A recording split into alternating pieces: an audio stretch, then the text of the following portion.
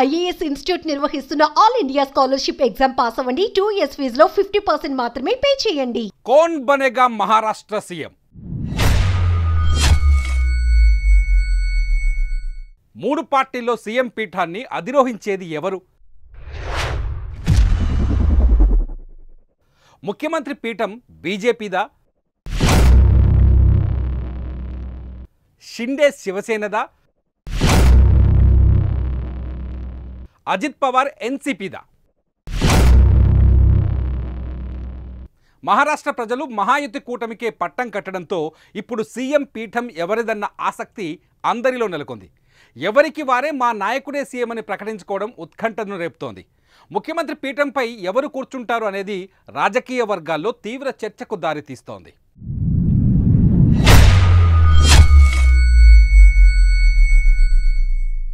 మూడు పార్టీలకు చెందిన వారు ఎవరికి వారే సీఎం కుర్చీ కోసం పోటీ పడుతున్నారు. షిండేనే మళ్లీ ముఖ్యమంత్రి అంటూ ఆ పార్టీకి చెందిన నాయకులు బహిరంగంగానే ప్రకటిస్తున్నారు.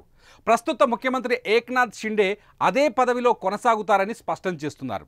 షిండే పాపులారిటీ కారణంగానే మహారాష్ట్ర ప్రజలు మహాయుతి కూటమిని ప్రజలు గెలిపించారని, అందుకే ఏక్నాథ్ షిండే సీఎం కావడం హక్కు అని ఆ పార్టీ నేత సంజయ్ సిర్సత్ తెలపడం సంచలనంగా మారింది. పైగా సిట్టింగ్ సీఎంగా ఉన్న షిండే ముఖ్యమంత్రి పదవిని వదలడానికి అసలు ఒప్పుకోరనే రాజకీయ విశ్లేషకులు కూడా అంచనా వేస్తున్నారు. మరోవైపు బీజేపీ సైతం మహారాష్ట్ర మాజీ ముఖ్యమంత్రి ఫడ్నవీస్ ఈసారి ముఖ్యమంత్రి అవుతారని కామెంట్ చేస్తోంది. బీజేపీ ఎక్కువ మెజార్టీ సాధించడంతో దేవేంద్ర ఫడ్నవీస్ సీఎం కావాలని కార్యకర్తలు కూడా కోరుకుంటున్నారు.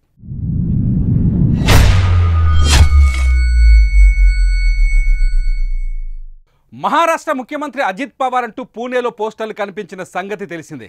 ఈ పోస్టర్లను ఎన్సీపీ నేత సంతోష్ నంగారే ఏర్పాటు చేయగా నిమిషాల్లోనే వైరల్గా మారాయి. మరోవైపు మహారాష్ట్ర ఎన్నికల ప్రచారంలో సీఎం పదవిపై తనకు ఇంట్రెస్ట్ ఉందని అజిత్ పవార్ తన మనసులో మాటను బయటపెట్టారు.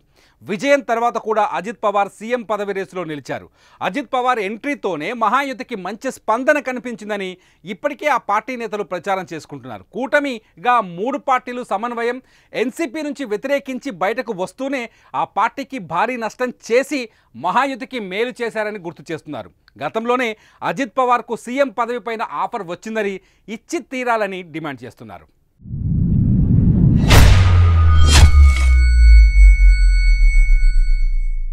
తాజా రాజకీయ పరిణామాలను చూస్తే మూడు పార్టీలు కూడా సీఎం సీటు కోసం వెనక్కు తగ్గే అవకాశాలు కనిపించడం లేదు. బీజేపీ షిండే మధ్య గట్టి పోటీ కనిపిస్తోంది. కానీ ఇది రాజకీయం, సంచలనాలకు తావులేదు. ఏ క్షణం ఎలా ఉంటుందో, ఎలాంటి ప్రకటన వస్తుందో చెప్పలేం. దీంతో మహారాష్ట్ర సీఎం పగ్గాలు ఎవరు చేపడతారని తెలియాలంటే కొన్ని గంటలు ఆగాల్సిందే. మరి మహారాష్ట్ర సీఎం ఎవరు అనుకుంటున్నారో మీ అభిప్రాయాన్ని ఈ వీడియో కింద కామెంట్ చేయండి.